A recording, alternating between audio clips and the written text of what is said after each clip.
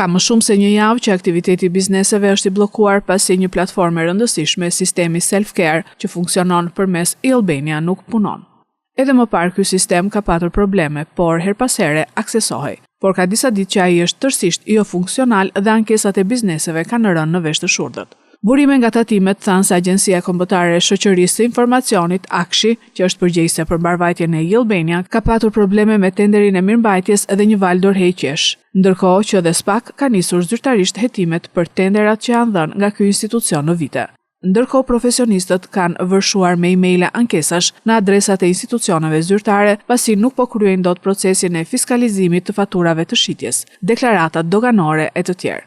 Megjithse investimet për qeverisjen digjitale janë shtuar me ritme të shpejta në 6 vitet e fundit, kjo situatë po ndodh shpesh. Kjo situatë po vazhdon që prej fundit të vitit të kaluar dhe bizneset nuk po arrin të punojnë të qetë për shkak të problematikave që po hasin dhe ndërprerjes së vazhdueshme të shërbimeve.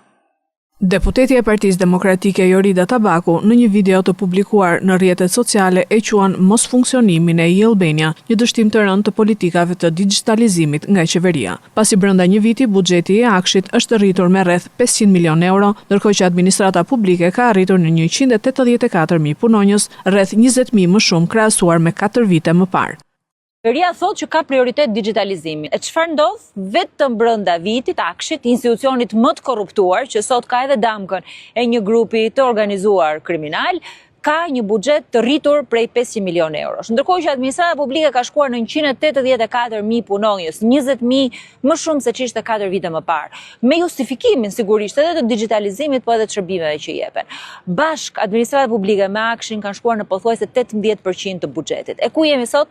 Asnjë nga shërbimet digjitale nuk punon. Sigurisht që nuk punojnë, nuk funksionojnë, edhe si rezultati i korrupsionit, edhe si rezultati i tenderat paracaktuar, po edhe si rezultati i shpenzimeve që kanë dalë jashtë kontrollit. Kjo qeveri nuk ka prioritete. I vetmi prioritet është dhënia e prokurimeve publike. Jo më kot janë kthyer në qeverinë e prokurimeve, në qeverinë e të pandehurve.